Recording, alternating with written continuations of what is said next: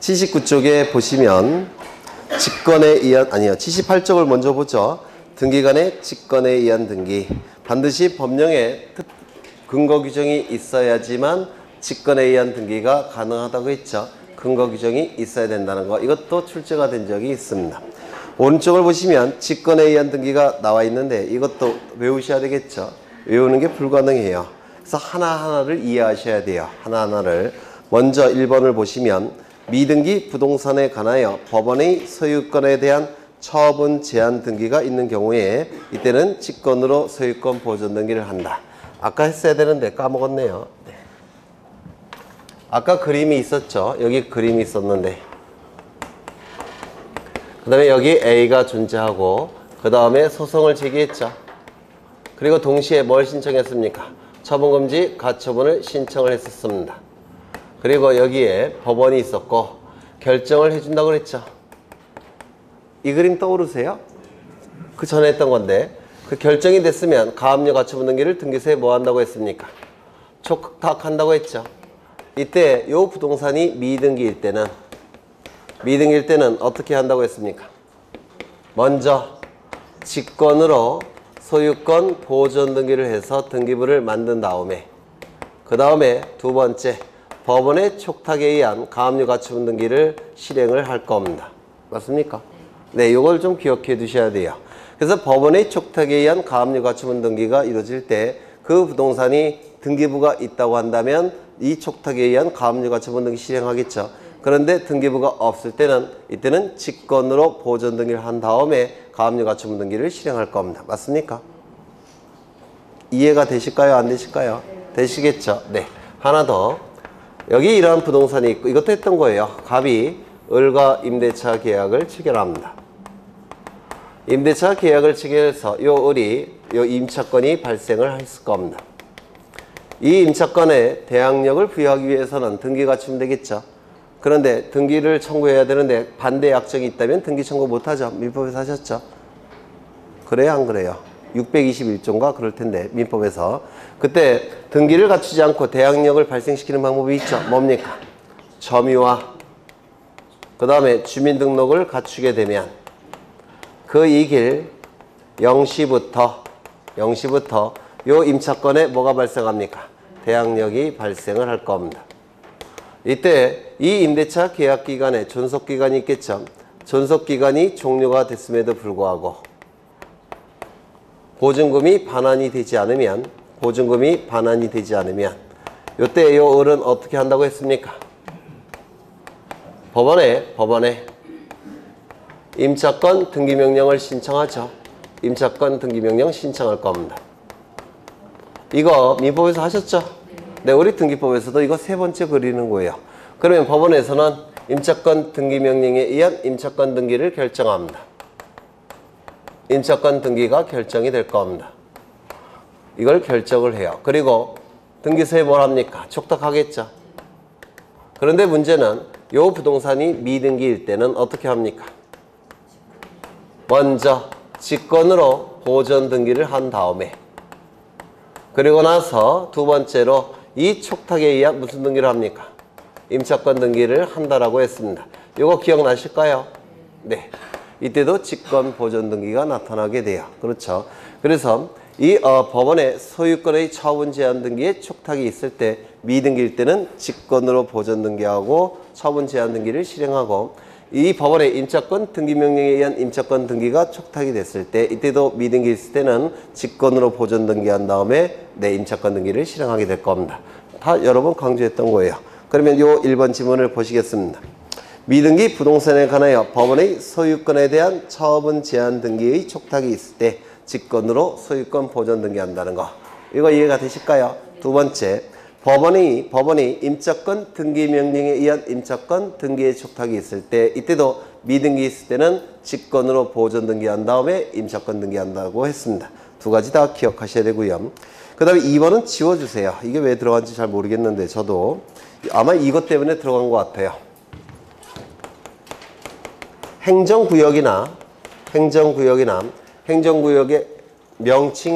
행정구역의 명칭이 변경이 되는 경우가 있습니다.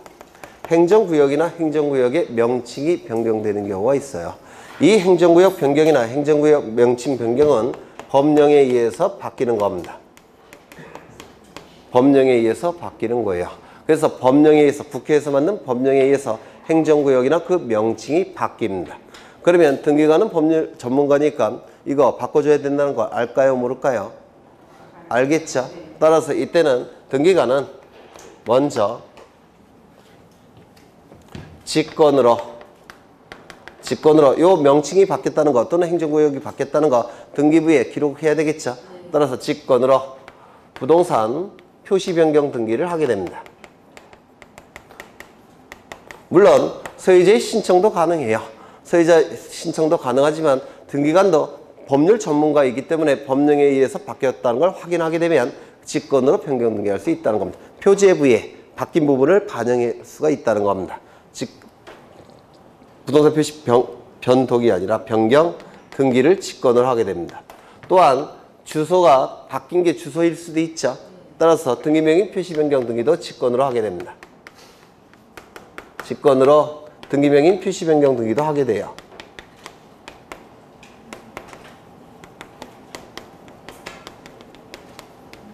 예를 든다면 여기가 철산동이죠. 맞습니까? 철산동인데 법령에 의해서 이게 금산동으로 바뀌었다는 겁니다. 금산동으로.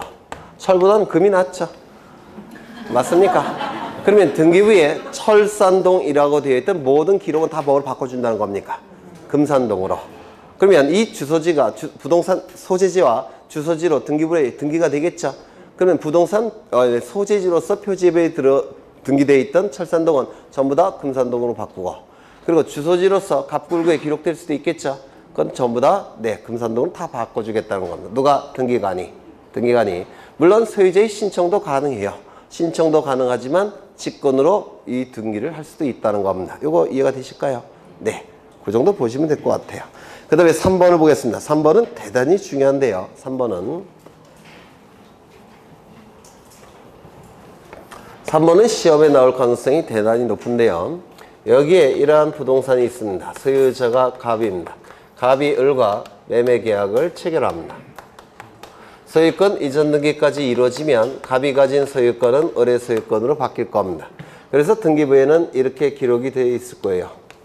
이렇게 1번 소유권 보존 등기 갑 이렇게 기록이 되어 있을 겁니다. 이때 이 갑을 소유권의 등기명인이라고 부르는데요. 등기명인의 표시사항은 이름, 주민번호, 주소입니다. 그러면 여기 주소를 기록할 때 정확하게 기록해야 되니까 갑은 보존등기 신청할 때 뭘 첨부해야 될까요? 주소, 증명정보. 맞습니까? 그 다음에 요 을은 2번 소유권 이전 을 이렇게 기록이 될 겁니다. 여기도 마찬가지로 이름, 주민번호, 주소를 기록해야 되니까 주소 증명정보, 주민등록 증명정보를 첨부할 겁니다. 맞습니까? 그래서 이러한 주소 증명정보와 주민등록 증명정보는 등기부에 기록을 해야 되니까 정확하게 기록해야 되겠죠. 따라서 등기신청인은 뭘 첨부해야 됩니까? 주소 증명정보, 주민등록 증명정보를 첨부해야 돼요. 이때 여기에 새롭게 기록되는 자는 등기의무자가 새롭게 기록됩니까? 등기관리자가 기록됩니까? 등기관리자가 기록이 돼요. 따라서 이 등기관리자로서 기록되는 자만 여기다가 주소증명정보, 주민등록증명정보를 첨부하는 겁니다. 다시요. 이 주소증명정보와 주민등록증명정보는 누구만 첨부한다고요? 등기관리자만. 등기부에 이름이 기록되는 등기관리자만 주소증명정보, 주민등록증명정보를 첨부하는 겁니다. 이거 이해가 되셨을까요? 그렇죠. 그런데 이때 이 을은 갑과 등기를 신청하러 가겠죠. 등기를 이렇게 신청하게 될 겁니다. 이때 이 등기를 신청할 때 을의 주소지가 어디냐면 서울시였어요. 서울시였습니다. 그래서 여기에 뭐로 기록되어 있겠습니까? 서울로 기록이 되어 있을 겁니다. 맞습니까? 그렇죠. 그런데 이제 1년 후에 이 을은 병과 매매 계약을 체결합니다. 소유권 이전 등기까지 이루어지면 소유권 변동되겠죠. 이때 을은 뭡니까? 등기의무자. 병은 등기관리자가 될 거예요. 그래서 등기소에 가서 이렇게 등기를 신청하게 될 겁니다. 되셨죠? 그런데 문제는 요 등기를 신청할 때는 요 을의 주소지가 바뀌었습니다. 이사를 해서 경기도로 바뀌었다는 겁니다. 경기도로 바뀌었어요. 이때 이 을과 병은 등기를 신청할 때 등기 신청 정보를 등기소에 제공을 할 겁니다. 맞습니까? 이 등기 신청 정보에는 등기 의무자를 기록하는 칸도 있고 등기 권리자를 기록하는 칸도 있습니다. 등기 의무자 누굽니까? 을. 주소는 어디입니까? 경기도. 주민번호도 이렇게 기록이 되어 있을 겁니다. 문제는 등기부에 기록된 을의 주소지와 신청정보에 기록된 을의 주소지는 같습니까? 다릅니까? 달라요. 그렇죠? 그러면 이거는 동명이인일 수도 있죠. 주소지가 다르니까. 따라서 이때는 각하함이 원칙입니다. 각하를 하는 게 원칙이에요. 등기부에 기록된 내용과 신청정보에 기록된 내용이 다를 때는 각하함이 원칙입니다. 문제는 뭐냐면 이 소유권 이전 등기는 이 병명의 소유권 이전 등기를 신청할 때는 이 병도 주소 증명 정보도 첨부해야 되고 주민등록 증명 정보도 첨부해야 되지만 이 소유권 이전 등기만큼은 이 등기 의무자도 뭘 첨부한다고 했습니까? 주소 증명 정보를 첨부하는 겁니다. 다시요. 원칙적으로 권리에 관한 등기에서 누구만 주소 증명 정보를 첨부합니까? 등기 권리자. 등기 권리자만 주소 증명 정보, 주민등록 증명 정보를 첨부하는 겁니다. 왜? 등기 권리자가 등기부에 기록되는 자이기 때문에 그렇습니다. 맞습니까? 그런데 예외적으로 소유권 이전 등기만큼은 등기 의무자도 주소 증명 정보를 첨부합니다. 등기 의무자는 주민등록 증명 정보는 첨부하지 않아요. 주소 증명 정보는 첨부합니다. 무슨 등기일 때? 소유권 이전 등기일 때. 여기에 해당되는 게 뭐냐면 주민등록표 등초본이에요. 주민등록표 등초본을 보면 여기에 뭐가 기록되어 있겠습니까? 서울에서 경기도로 이사했다는 사실을 기록되어 있겠죠. 그리고 날짜도 기록되어 있을 겁니다. 날짜도. 그러면 이것이 첨부가 되면 등기관은 자신의 이름으로 등기가 될 때는 이 주소지가 서울시였다가 병의 이름으로 등기를 신청할 때는 주소지가 경기도로 이사했다는 사실을 날짜까지 이걸 통해서 확인할 수 있습니다. 맞습니까? 날짜까지 확인할 수가 있기 때문에 구태여 이거 각할 필요가 있겠습니까? 이거 없더라는 겁니다. 각할 필요가 없어요. 그래서 어떻게 하느냐면 등기관은 이렇게 등기합니다. 2의 1 2번 소유권의 등기, 명의, 표시, 변경하고 공시한 바에 따라서 지워줍니다. 그리고 여기를 경기도로 이렇게 고쳐요. 이렇게 고쳐버립니다. 누가? 등기관이. 왜 고칠까요? 각할 필요가 없도록 하기 위해서. 이거 이해가 되십니까? 그러면 고쳤으면 이제는 일치했습니까? 일치하지 않았습니까? 일치가 됐죠. 따라서 이 등기 신청에 의해서 3번 소유권 이전 병 이렇게 등기를 실행할 수가 있다는 겁니다. 그런데 이게 가능하기 위해서는 반드시 뭐가 등기의무자가 첨부돼야 되는 겁니까? 주소 증명 정보. 주소 증명 정보 등기의무자가 첨부하는 경우는 하나밖에 없어요. 뭡니까? 소유권 이전 등기. 이거 이해가 되십니까? 그러면 지문을 보시면 3번에 소유권 이전 등기 신청 밑줄 치시입니다. 이걸 꼭 기억하셔야 돼요. 소유권 이전 등기를 신청할 때만 직권 주소 변경 등기가 가능하다는 겁니다. 다른 등기를 신청할 때는 직권 주소 변경 등기가 허용되지 않습니다. 이거 이해가 되실까요? 네. 그 다음에 4번 등기관의 가호로 인한 등기의 원시적 착오 유류가 있는 경우의 직권 경정 등기. 이것도 좀 상세하게 보겠습니다.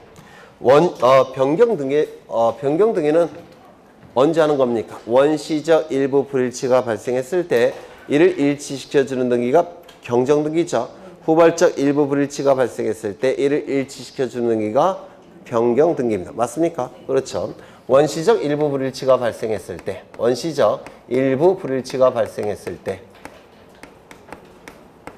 이를 일치시켜주는 등기가 뭐라고요? 경정 등기 이렇게 얘기를 할 겁니다. 그렇죠. 그런데 이 일부 불일치가 신청인의 잘못에 의해서 발생하는 경우가 있습니다. 예를 든다면 등기 신청 정보의 면적을 10,000제곱미터로 기록했어야 되는데 신청 정보에 동그라미를 하나 빼먹고 기록했다는 겁니다. 등기 신청인이. 그러면 등기관은 신청 정보에 기록된 내용을 등기부에 옮겨 적는 거죠. 그럼 등기관은 10,000제곱미터로 기록할 수가 없어요. 1,000제곱미터로만 기록할 수밖에 없을 겁니다. 왜? 신청 정보에 1,000으로 되어 있으니까. 맞습니까? 그건 누가 잘못한 겁니까? 신청인이 잘못한 거예요. 이러한 신청인의 잘못에 의해서 원시적 일부 불일치가 발생했을 때는 이 경정등기는 신청인의 신청에 의해서 경정등기가 이루어지는 겁니다. 이게 원칙이에요. 그렇죠. 그런데 신청인의 잘못이 아니라 등기관의 잘못에 의해서 발생하는 경우도 있습니다. 예를 든다면 신청 정보의 면적이 1000제곱미터로 정확하게 기록된 상태예요. 그런데 등기관이 신청 정보의 면적을 등기부에 옮겨 적을 때 공을 하나 빼먹었다는 겁니다. 1000제곱미터로. 누가 잘못한 겁니까? 등기관이 잘못한 거예요. 이때는 가장 이해관계가 많은 자는 신청인이니까 신청에 의해서도 경정등기가 이루어질 수가 있고요. 그 다음에 등기관이 잘못한 거죠. 등기관이 알아서 고칠 수도 있다는 겁니다. 이때는 등기관의 직권에 의한 경정등기가 허용이 됩니다. 일단은 요걸 기억하셔야 되고요. 두 번째, 이 직권에 의한 경정등기는 몇 가지 특징을 갖습니다. 몇 가지 특징을 갖는데 이거 다 출제가 되니까 기억하셔야 돼요. 첫 번째, 지방법원장에게 보고를 합니다. 이 보고는 사전 보고일까요? 사후 보고일까요? 사후 보고입니다. 왜냐면 잘못된 내용이 등기부를 통해서 공시돼서는 안 되겠죠. 설령 공시가 된다고 하더라도 그 기간은 짧아야 되겠죠. 따라서 일단 고치고 보는 겁니다. 고치고. 보고는 나중에 하는 겁니다. 사후 보고입니다. 두 번째, 등기상 이해관계인이 있다면, 즉 직권에 의한 경정등기가 이루어져서 손해가 발생한 자가 있다면 그 자는 가만히 있겠습니까? 가만히 안 있겠죠. 따라서 반드시 등기상 이해관계인의 승낙이 있어야 됩니다. 그래서 승낙서를 받아야 됩니다. 그렇겠죠. 세 번째, 신청인 또는 신청인이 없을 때는 등기명인에게 통지를 해줘야 돼요. 이 통지는 고치기 전에 통지할까요? 고친 다음에 통지할까요? 고치고 난 다음에 해야 돼요. 왜냐하면 잘못된 내용이 공시되는 기간은 짧을수록 좋기 때문에 그렇습니다. 그렇겠죠. 그래서 사후 통지를 합니다. 이거 다 했던 거예요. 이때 신청이나 등기명인이 2명 이상일 때는 전원에게 통지합니까? 이때는 한 사람에게 통지하는 것으로 충분하다 그랬죠.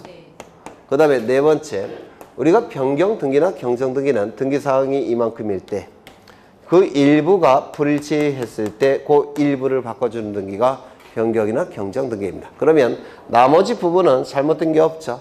따라서 나머지 부분은 바뀌어서는 안 돼요. 이걸 뭐라고 부르냐면 변경 경정 이전과 변경 경정 이후는 동일성이 유지돼야 된다 이렇게 얘기합니다. 그래서 변경이나 경정 등기를 신청했을 때 등기관은 동일성이 유지되는지 여부를 심사한 다음에 변경이나 경정 등기를 해줍니다.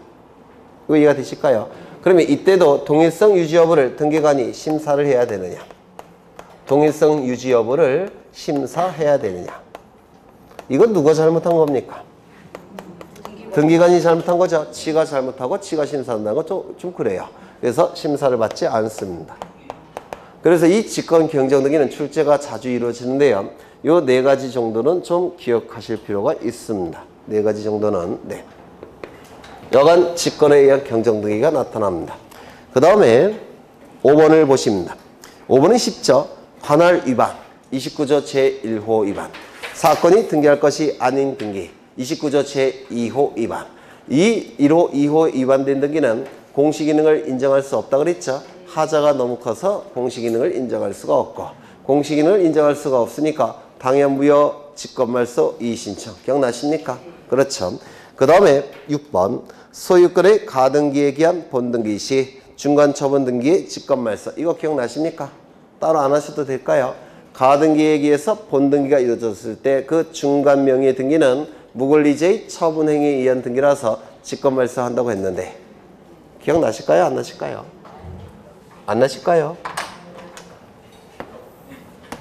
요 시점은 소유권 이전에 가등기가 이루어진 시점이고 누구 명의로 의뢰 이름으로 요 시점은 소유권 이전 등기가 이루어진 시점입니다. 누구 이름으로 의뢰 이름으로 이때 이 중간처분의 등기는 어떻게 말소시킨다고 했습니까? 원칙이 네? 여기 이렇게 부동산이 있고요. 갑이 을에게 소유권의 가등기를 해줍니다. 그리고 나중에 병명의 등기가 두 번째 이루어졌어요. 그럼 이 가등기에 의해서 본등기를 하게 되면 순위는 가등기 시점을 기준으로 결정하니까 이 병과 순위를 비교해 보면 을이 먼저 순위가 선순위가 되죠. 따라서 이 병명의 등기는 무권리자의 처분행위로 봐서 등기관이 직권말소한다고 했는데 맞습니까? 이걸 얘기해요. 어떻게 말소한다고요? 직권말소. 이게 원칙입니다. 맞습니까? 이것과 구별하셔야 될 게 아까 그 가처분 등기예요. 이 시점은 아까 소유권에 대한 가처분 등기가 실행이 됐죠. 누구 명의로? A 명의로.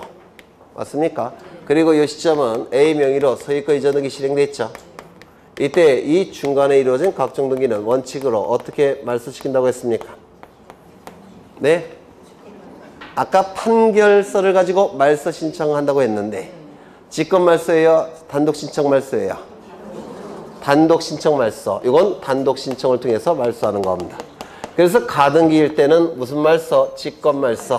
가처분일 때는 무슨 말소? 단독 신청에 의한 말소. 그 차이예요. 헷갈려 하시면 안 돼요. 네. 저번 때도 안 헷갈려 하신다고 해놓고 2달밖에 안 지났는데 벌써. 네. 그 다음에 어디지? 7번 환매권자의 환매권 행사에 의한 소유권 이전 등기 시 환매특약 등기의 직권말소. 이거 기억나실까요? 물론 안 나시겠죠? 네, 프린트 피겠습니다. 시간을 좀 아끼기 위해서. 어디를 보시냐면 환매 등기. 나중에 또 보실 건데요. 미리 좀 보시는 겁니다. 환매 등기.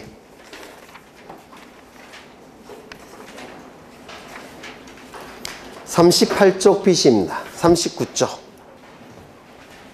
39쪽 BC입니다. 피셨을까요? 네, 거기 그림을 제가 예전에 판사한 것을 그림으로 만들어 놨는데요. 환매권자가 환매권을 행사하게 되면 이제 환매가 이루어지고 환매권자의 이름으로 소유권 이전 등기가 되죠. 맞습니까? 그때 이 환매 등기는 어떻게 말소한다고 했습니까? 직권말소. 다시요.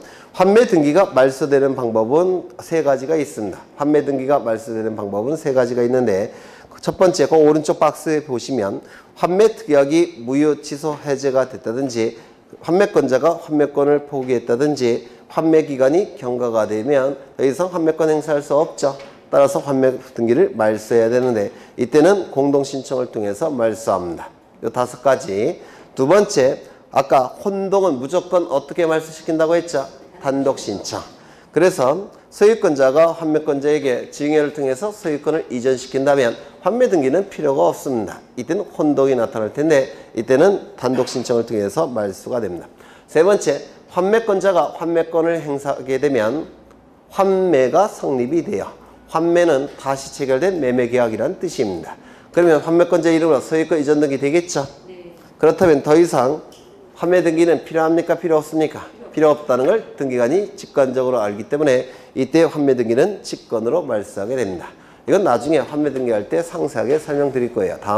아마 다음 주가 될 겁니다. 다시 책을 보시면 환매권자의 환매권 행사에 의한 소유권 이전 등기 시 환매특약 등기는 어떻게 말소한다고요? 직권말소. 다시요. 첫 번째, 환매특약이 무효 취소 해제. 환매기간 경과, 환매권 포기, 이때의 환매 등기는 공동신청을 통해서 말소합니다. 두 번째, 환매권자가 소유권을 취득했을 때는 혼동이 나타납니다. 혼동은 단독 신청을 통해서 말소합니다. 세 번째, 환매권을 행사해서 환매가 이루어지게 되면 환매권자 이름으로 소유권 이전 등기가 실행이 됩니다. 이때 등기관은 소유권 이전 등기를 실행하면서 환매권이 필요 없다는 것을 직관적으로 알고 있기 때문에 환매 등기는 직권으로 말소가 돼요. 언제요? 환매권 실행됐을 때. 그렇죠? 네. 그 다음에 8번째. 승역지의 지역권 등기가 된 후 유역지 등기 기록에 등기관의 직권에 의한 지역권 등기. 이것도 여러 번 강조를 드렸던 건데 워낙 시험에 잘 나오니까 다시 한번 설명을 드리겠습니다. 한 줄씩 한 줄씩 내용을 이해하셔야지만 이게 출제가 됐을 때 득점이 가능하세요. 한 줄씩 한 줄씩. 우리 지금 2시간째 하고 있는데 2번째 페이지 하고 있죠.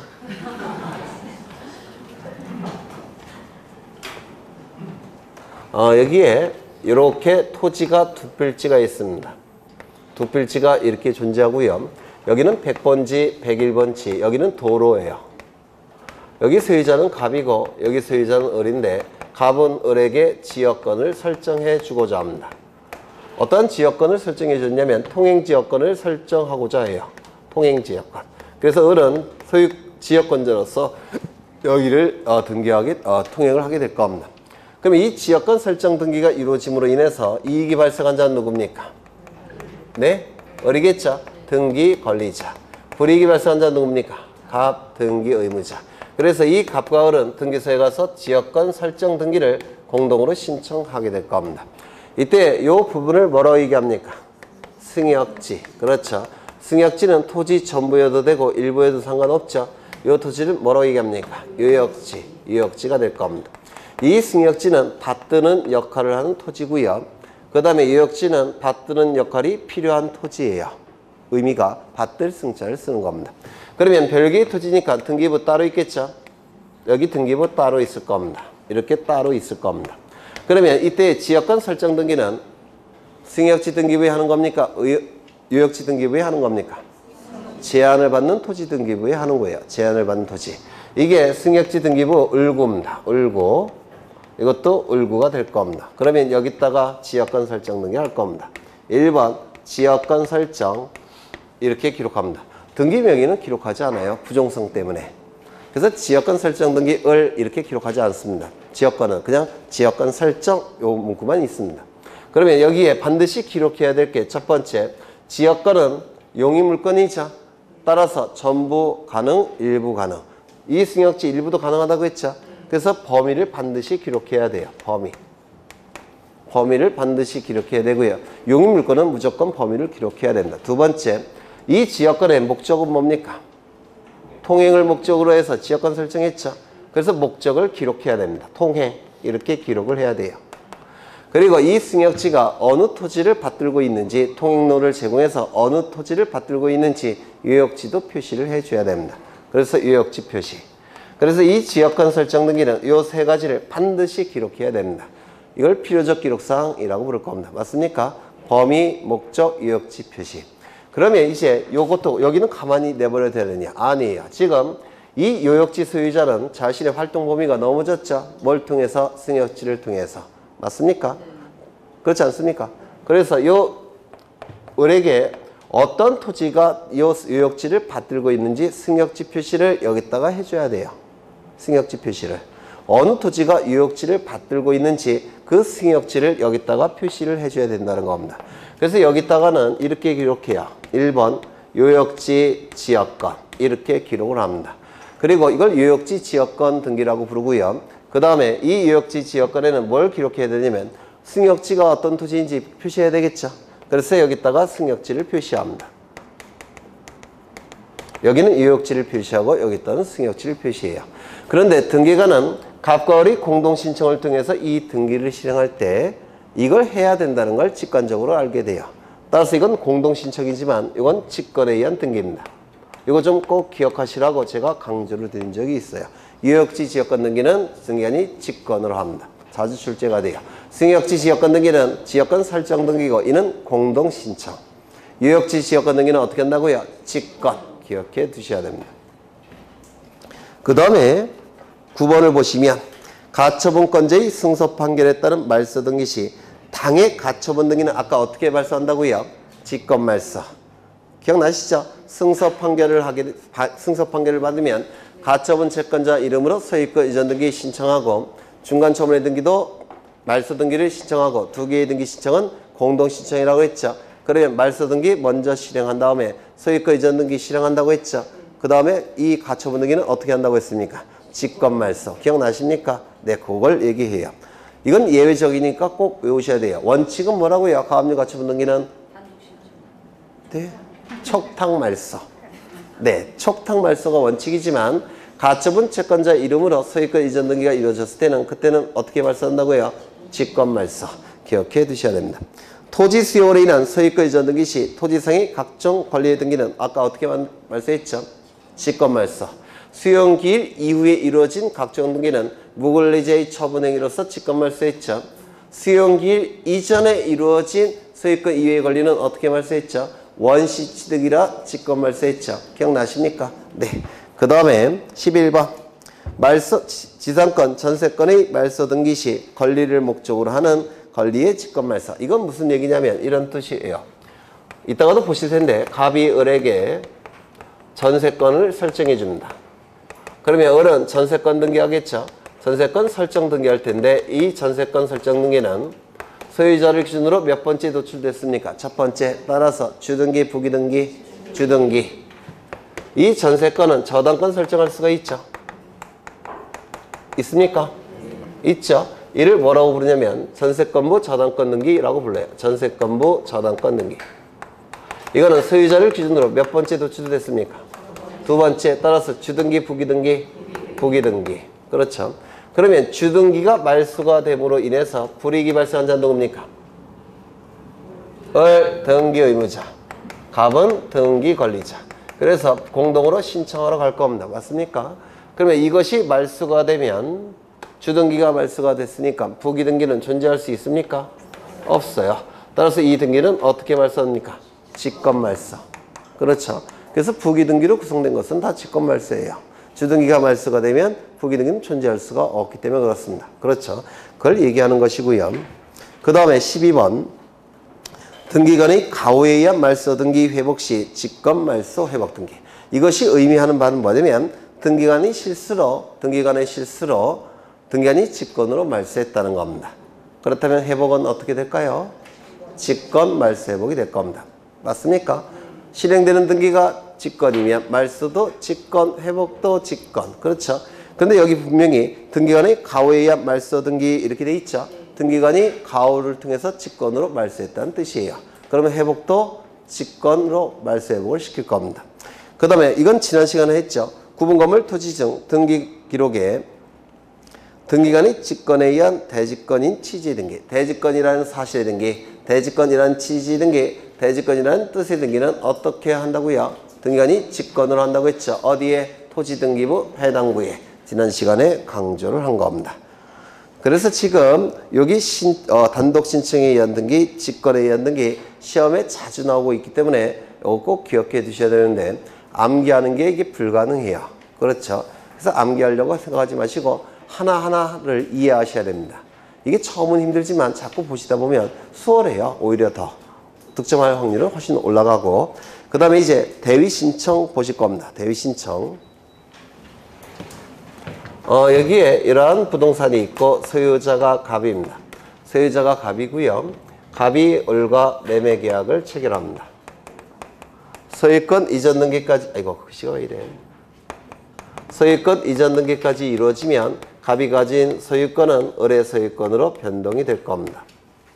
이때 갑을 뭐라고 부릅니까? 등기 의무자. 을은요, 등기 권리자라고 부를 겁니다. 그래서 등기 의무자와 등기 권리자는 등기소에 가서 등기를 공동으로 신청하게 될 겁니다. 그런데 갑은 등기를 해주고 싶어요. 왜냐면 갑의 이름으로 등기가 되어 있으니까 이 부동산 세금은 자꾸 갑에게 부과됩니다. 그래서 을로 빨리 넘기고 싶은데 을은 등기를 받아가지 않더라는 겁니다.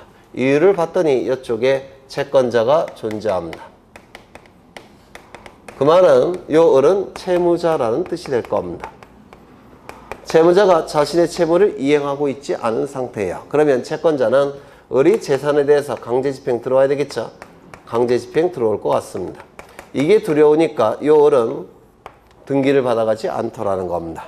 등기가 넘어가면 곧장 강제집행 들어올 테니까. 충분히 이해는 되죠? 그렇죠? 그런데 이건 어디까지나 을의 입장이고 채권자 입장에서는 어떻습니까? 을의 이름으로 등기가 돼야지만 강제집행할 수 있죠. 따라서 채권자가 채무자인 을의 등기신청권을 대신 행사하는 방법이 있습니다. 이를 채권자 대위신청이라고 불러요.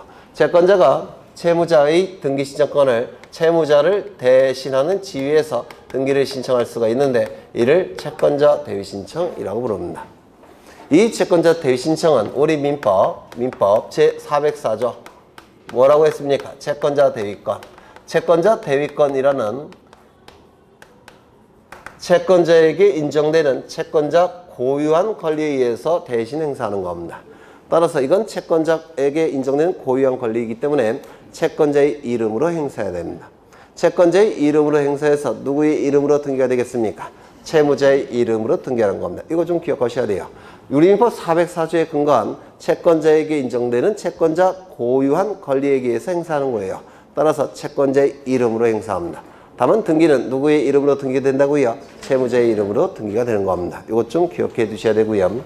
원래는 당사자가 등기를 신청하는 게 맞죠. 그런데 엉뚱한 제3자가 신청하고 있죠. 따라서 그 요건을 충족해야 됩니다. 요건이 엄격할 거예요. 첫 번째 요건은 채권자에게 뭐가 있어야 된다? 채권이 있어야 된다. 두 번째, 채무자에게 뭐가 있어야 된다? 등기 신청권이 있어야 된다. 세 번째가 좀 어렵죠. 요 등기는 채무자 이름으로 이루어진 요 등기는 채무자에게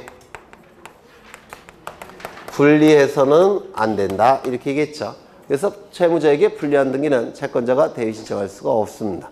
이것이 의미하는 바는 이거라고 했죠. 불리는 불이익을 얘기하는 것이고, 불이익은 뭘 의미한다고요? 등기 의무자가 불이익을 갖는 자죠. 이걸 얘기하는 겁니다. 즉, 그 등기는 채무자가 등기 의무자에서는 안 된다는 겁니다. 이 말은 무슨 뜻이냐면, 여기 채권자가 이렇게 있다면, 여기 채권자가 있다면 얘가 채무자가 되겠죠. 맞습니까? 얘가 채무자가 될 겁니다. 그러면 이 등기 의무자의 채권자가 대위 신청을 통해서 을의 이름으로 넘길 필요가 있습니까? 없어요. 왜요? 갑의 이름으로 등기가 되어 있어야지만 강제 집행 들어올 수 있는 것이고, 을의 이름으로 넘어가면 이 A는 강제 집행할 수가 없죠. 따라서 대위 신청을 인정할 필요가 있습니까? 없습니까? 없어요. 그래서 등기 의무자의 채권자는 대위 신청할 수 없다는 뜻이에요. 요것이. 다시요. 등기 의무자의 채권자는 대신 신청할 수 없다는 뜻입니다. 이거는 결국은 뭐냐면, 권리에 관한 등기에서는 누구만 대위 신청할 수 있다고요? 네, 등기 권리자의 채권자만. 그렇죠. 그 다음에 표제부 등기는 중성적인 등기라고 불러요. 중성적인 등기. 등기 의무자, 등기 권리자가 존재하지 않는 등기예요. 왜냐하면 표제부는 권리에 관한 내용이 기록됩니까? 안 되죠. 그래서 이 중성적인 등기도 불리한 등기는 아닌 겁니다. 그래서 권리에 관한 등기 중에서 등기 권리자의 채권자, 그리고 표제부 등기, 그것만 대위 신청할 수 있다는 뜻이에요. 여기. 괜히 얘기했다는 생각도 들고. 이제 하나씩 보실 텐데 교재를 좀 보시죠. 교재. 첫 번째, 채권자에게 채권이 있을 것. 이를 민법에서는 피보전 권리라고 불러요. 민법에서는 이 채권은 그 종류를 묻지 않습니다. 물을 필요도 없어요. 왜냐하면 채권자에게 이익이 될 때는 채권자는 강제 집행하기 위해서 대위 신청해야 되겠죠. 그래서 이 채권자의 채권은 종류를 따질 필요가 없습니다. 물권적 청구권이건 채권적 청구권이건 금전 채권이건 금전 이외의 채권이건 특정 채권이건 불특정 채권이건 채권자에게 이익이 된다면 채권자에게 요 대위 신청을 허용해 줍니다. 지금 여기서 A와 을 중에서 누구를 더 보호해야 되겠습니까? 우리 법은 자발적으로 자신의 채무를 이행하지 않고 있는 을을 보호해야 될까요? 아니면 권리자를 보호해야 될까요? 권리자. 그렇죠. 그래서 이 채권의 종류는 따지지 않는 겁니다. 아무 채권이나 상관이 없어요. 두 번째, 이 등기 신청권도 마찬가지입니다. 권리에 관한 등기가 원칙이겠지만, 권리에 관한 등기 신청이 원칙이겠지만 채권자에게 이익이 된다면 표제부 등기도 대위 신청할 수가 있는 겁니다. 예를 든다면 감은 한 필지 토지를 갖고 있는데요. 을과 매매 계약을 체결합니다. 문제는 전체가 아니라 일부 매매 계약을 체결합니다. 이거 민법에 의해서 가능합니까? 불가능합니까? 일부 매매. 가능해요. 사적 자치 원칙상. 매도담보에도 나올 텐데요. 매도담보. 거기도 나올 텐데 일부 매매는 사적 자치 원칙상 가능합니다. 문제는 일부 소유권 이전 등기가 가능합니까? 그게 불가능한 거예요. 공시 혼동이 발생하기 때문에 그렇습니다. 이건 가능해요. 하지만 일부 소유권 이전 등기는 안 됩니다. 그러면 전부 소유권 이전 등기만 가능할 텐데요. 전부 소유권 이전 등기를 하기 위해서는 어쩔 수 없이 여기를 쪼개야 될 겁니다. 쪼갠다면 전부 소유권 이전 등기 가능하겠죠. 그럼 이 쪼개는 거 분필이라고 부르는데요. 분필 등기를 신청하게 되는데 이 분필 등기 신청은 표제부에서 면적이 줄어드는 거죠. 따라서 표제부 등기예요. 표지부 등기는 소유권의 등기명인의 단독 신청을 통해서 이루어집니다. 그런데 이 소유권의 등기명인이 신청하지 아니할 때 을의 입장에서는 이 등기 신청권을 대신 신청할 필요가 있겠습니까? 네? 을의 이름으로 등기가 되기 위해서 무조건 쪼개져야 되죠. 그래야지만 등기가 가능해요. 따라서 대위 신청을 인정해 줍니다. 우리 법에서. 이때 갑이 가지고 있는 등기 신청은 권리에 관한 등기입니까? 표지부 등기, 사실에 관한 등기입니까? 사실에 관한 등기. 그래서 이 등기는 이렇게 권리에 관한 등기도 대위 신청할 수 있고요. 사실에 관한 등기도 대위 신청할 수가 있는 겁니다. 이 등기는 뭐라고요? 권리에 관한 등기, 사실에 관한 등기 상관이 없다는 겁니다. 이거 이해가 되실까요? 권리에 관한 등기는 원래 이렇게 공동 신청하는 등기죠. 맞습니까? 그럼 대위 신청도 공동 신청을 통해서 이루어지는 겁니다. 대위 신청도. 여기는 어쩔까요?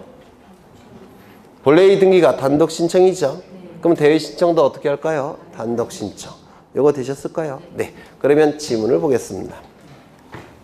79쪽을 보시면 채권자 대위 신청이 있고요. 의에서 누구의 이름으로 행사한다고요? 채권자의 이름으로 행사하는 겁니다. 왜냐하면 우리 민법 제404조 채권자 대위권에 근거한 채권자 고유의 권리예요. 따라서 채권자의 이름으로 행사하는 겁니다. 기억하셔야 될 테고요. 다만 등기 명의는 누구 명의로 등기가 됩니까? 채무자의 이름으로 등기가 될 겁니다. 요건, 세 가지 요건 설명드렸고요. 채권자의 채권이 있을 것, 종류는 따지지 않는다고 했죠. 두 번째, 채무자에게 등기 신청권이 있을 것, 이걸 피대위 권리라고 하는데 민법에서 이 피대위 권리는 권리에 관한 등기도 상관없고 표지부에서 이루어지는 사실에 관한 등기도 상관이 없다고 했고요. 그 다음에 세 번째, 채무자에게 불리한 등기가 아닐 것, 즉 표지부 등기는 분리유리를 따지지 않습니다. 표지부 등기도 상관이 없다고 했죠. 두 번째, 권리에 관한 등기일 때는 누구의 채권자만 대위 신청할 수 있다고요? 권리자의 채권자만 대위 신청할 수 있는 것이지, 잘못이겠네. 그 권리자의 채권자가 대위 신청할 수 있다. 이렇게 하시면 조금 오류가 발생해요. 등기 의무자의 채권자는 대위 신청할 수 없다. 이걸 기억하시는 게 더 맞아요. 정확하게는 등기 의무자의 채권자는 대위 신청할 수 없다. 이걸 좀 기억해 두십니다. 그 이외에는 다 대위 신청할 수 있다는 뜻이에요. 그 다음에 넘기겠습니다. 절차가 나와 있는데 절차 설명이 됐죠. 본래의 등기 신청이 공동 신청이면 대위 신청도 공동 신청. 본래의 등기 신청이 단독 신청이면 대위 신청도 단독 신청. 그렇죠. 그 다음에 2번과 4번은 대단히 시험에 잘 나오는데 이것 좀 보겠습니다. 2번, 3번. 여기에 이러한 부동산이 있고 소유자가 갑입니다. 갑이 을과 매매 계약을 체결합니다. 소유권 이전 등기까지 이루어지면 갑의 소유권은 을의 소유권으로 변동이 될 겁니다. 그렇겠죠. 그래서 등기 의무자와 등기 권리자는 등기소에 가서 등기를 공동으로 신청할 겁니다. 이렇게 공동으로 신청하게 될 겁니다. 갑은 등기를 해주고자 하는데 을이 받아가지 않는 상태예요. 현재. 이때 을은 미등기 전매를 합니다. 병과 매매 계약을 체결합니다. 소유권 이전 등기까지 이루어지면 을의 소유권은 병의 소유권으로 바뀌겠죠. 이때 이 등기는 을이 등기 의무자가 될 테고 병이 등기 권리자가 될 겁니다. 그래서 등기는 이렇게 등기를 신청하게 될 겁니다. 맞습니까? 이렇게 등기를 신청하게 될 거예요. 이때 갑은 등기를 해준다고 하는데 을이 받아가지 않습니다. 그러면 이 을의 채권자인 병이 대위 신청할 수 있느냐 따져보죠. 이 병은 등기 신청인에 대해서 채권이 있습니까? 있죠. 매매계약이 체결되었으니까 소유권 이전 등기 정권이 있죠. 채무자는 소유권 이전 등기 의무를 갖고 있는 채무자는 등기 신청권이 있습니까? 있죠. 다만 행사하지 않을 뿐이죠. 그렇죠. 그러면 이 을명의의 등기는 을에게 불리한 등기입니까? 얘가 등기 의무자는 아니죠. 등기 권리자 아닙니까? 그렇죠. 그러면 이 대위 신청할 수 있습니까? 있습니다. 세 가지 요건을 다 충족하기 때문에 요 을의 채권자인 병은 대위 신청할 수가 있습니다. 이 대위 신청을 통해서 누구의 이름으로 등기가 실행이 됩니까? 을의 이름으로. 맞죠? 을의 이름으로 등기를 실행한 다음에 이제 병의 이름으로 등기 실행하면 되겠죠? 그러면 요 대위 신청과 요 등기 신청은 반드시 동시에 신청할 필요가 있습니까? 병이? 없어요. 요 등기는 하얀색은 을의 이름으로 이루어지는 등기 신청이고요. 요 노란색은 병의 이름으로 이루어진 등기 신청이죠. 그러면 을 먼저 등기가 된 다음에 병의 이름으로 등기되는 거죠. 그럼 반드시 동시에 신청할 필요가 있습니까? 없어요. 여기에 먼저 신청되고 여기 신청돼도 상관이 없습니다. 이거 이해가 되실까요? 네. 두 번째, 병은 지금 갑의 이름으로 등기가 된 상태예요. 을 병은 아직 등기가 되지 않은 상태입니다. 이때 병은 채무자의 등기 신청권을 대위 행사할 수 있다고 그랬죠. 이 상태에서 병은 정과 또다시 매매 계약을 체결합니다. 그러면 이 병은 등기부자가 될 테고 정은 등기 권리자가 될 겁니다. 맞습니까? 그러면 정의 이름으로 등기가 되기 위해서는 먼저 을의 이름으로 등기가 돼야 되고 그리고 병, 그리고 등기가 돼야지만 정의 이름으로 등기할 수 있습니다. 맞습니까? 그런데 갑은 등기를 해준다고 하고 있는데 을이 지금 받아가지 않는 상황이에요. 이때 요 을의 이름으로 요 정은 또 한 번 대위 신청할 수 있느냐? 요 등기를 통해서 을의 이름으로 소유권 이전 등기를 신청할 수가 있느냐? 이게 문제가 된 사안이에요. 즉 채권자의 채권자가 대위 신청을 또 한 번 대위 신청할 수 있느냐? 이걸 채권자의 대위 신청 또는 이중의 대위 신청이라고 불러요. 따져보죠. 정은 채권이 있습니까? 있죠. 매매계약 체결되었기 때문에 채권 존재합니다. 채무자는 등기 신청권이 있습니까? 있어요. 대위 신청권도 등기 신청권의 일종이에요. 그렇죠. 그리고 이 등기를 통해서 이 병이 불이익이 발생합니까? 아니죠. 불이익은 발생하지 않죠. 네. 따라서 대위 신청을 또 한 번 대위 신청할 수가 있습니다. 이중의 대위 신청이 가능하다라고 불러요. 그러면 지문을 보겠습니다. 동글뱅이 2번을 보시면 채권자가 채무자를 대위하여 등기를 신청하는 경우 채무자로부터 채권자 자신으로의 등기를 동시에 신청하지 않더라도 등기관은 이를 수리할 수밖에 없습니다. 동시에 신청할 필요가 없기 때문에 그렇습니다. 3번을 보겠습니다. 채권자의 채권자도 대위 신청할 수 있다. 있습니까? 있겠죠. 있을 겁니다. 여기에 병이 대위 신청할 수 있었던 원인은 뭘까요? 채권이 발생했으니까 대위 신청할 수 있었죠. 채권을 발생시키는 원인은 뭐였습니까? 매매. 여기서 대위 신청할 수 있었던 이유는 뭡니까? 정의 채권이 있으니까. 채권을 발생시키는 원인은 뭡니까? 매매. 이 매매를 대위 원인이라고 불러요. 그러면 대위 원인을 증명하는 서류도 있겠죠. 여기서 이 대위 원인을 증명하는 서류는 뭡니까? 매매 계약서. 여기서 이 대위 원인을 증명하는 서류는 뭡니까? 매매 계약서. 그러면 이 대위 원인을 증명하는 서면은 반드시 공문서일 필요가 있습니까? 없어요. 사문서여도 상관없고 공문서도 상관없고 사서문서도 상관없고 공정증서도 상관이 없습니다. 성립만 진정이 인정이 되면 아무거나 상관이 없다는 겁니다. 다만 이 대위 원인을 증명하는 서류에는 소재기 증명서는 포함되지 않습니다. 이 소재기의 증명서는 대위 원인을 증명할 수 있는 서류가 될 수가 없는데요. 이유는 아무나 만들 수가 있기 때문에 그래요. 제가 원장님 골탕 먹이기 위해서 원장님을 피고로 민사소송을 제기합니다. 저는 권리가 없어요. 원장님도 의무가 없어요. 골탕 먹이기 위해서 민사소송 제기합니다. 그리고 수수료 내면 인지대 좀 쓰면 네, 소재기 증명서 만들어낼 수가 있어요. 제가. 그래서 이 소재기 증명서는 돈만 있으면 다 만들 수가 있기 때문에 대위 원인을 증명하는 서류가 될 수가 없다라고 얘기합니다. 이거 이해가 되실까요?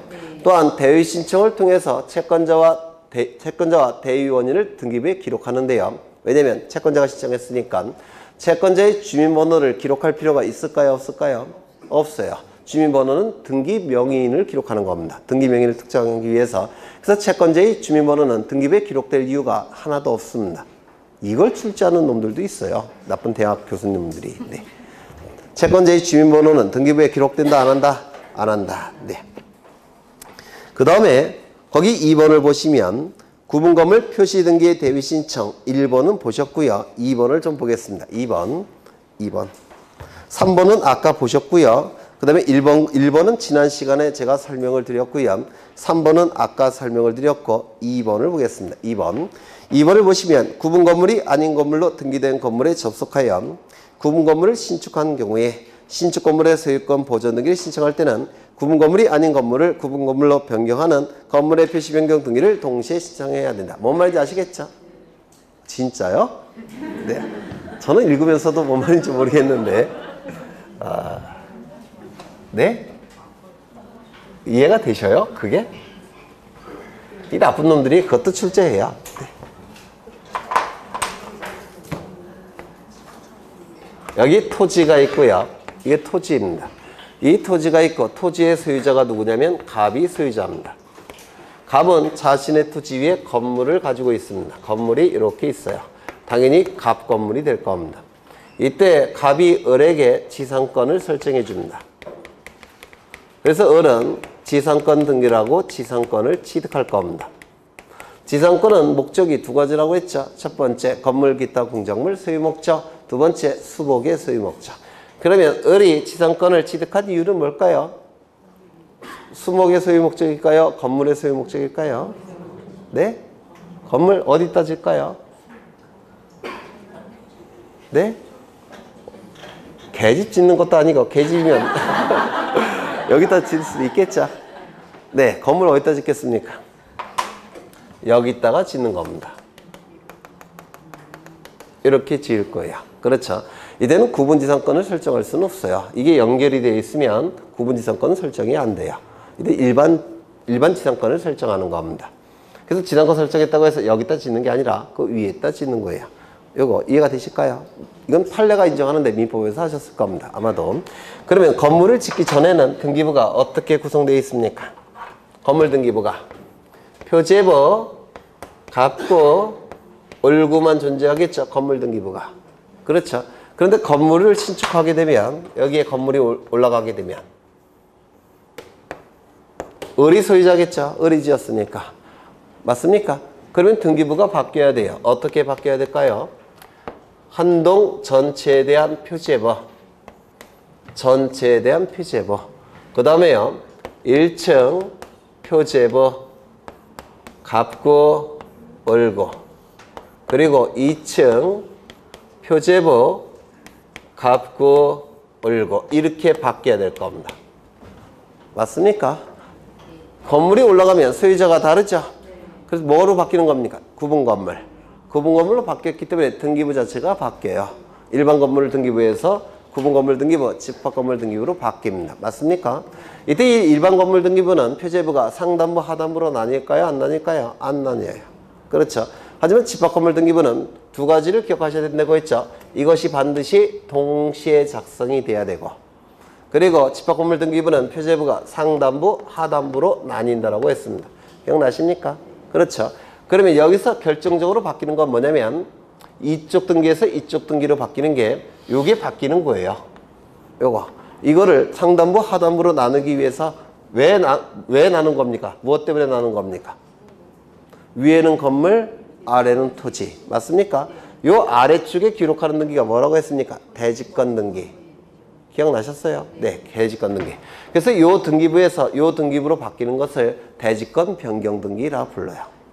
대지권의 발생, 변경, 소멸할 때 이루어지는 등기가 대지권 변경 등기인데요. 요 등기부에서 요 등기부로 바뀌는 등기가 대지권 변경 등기라고 불립니다. 요게 생기기 때문에 그렇습니다. 너무 어려워서 보통은 설명 안 하는데 그냥 이게 대지권 변경 등기라고 생각하시면 돼요. 이 대지권 변경 등기 상단부, 하단부가 없었죠? 상단부, 하단부로 바뀌는 거. 이게 대지권 변경 등기고요. 대지권 변경 등기를 통해서 일반 건물 등기부가 집합 건물 등기부로 바뀝니다. 이 대지권 변경 등기는 표제부에서 이루어지겠습니까? 갑구을구에서 이루어지겠습니까? 표제부 등기예요. 되셨나요? 네. 그러면 이건 동시에 작성이 되는 겁니다. 동시에 예전에 설명드린 바대로. 그러면 이때 을은 보존 등기 신청하겠죠? 네, 보존 등기 신청할 겁니다. 이 보존 등기는 자신의 소유물을 신청하는 거니까 직접 신청하는 것이고, 그리고 이 표제부는 반드시 동시에 작성이 돼야 된다고 했죠.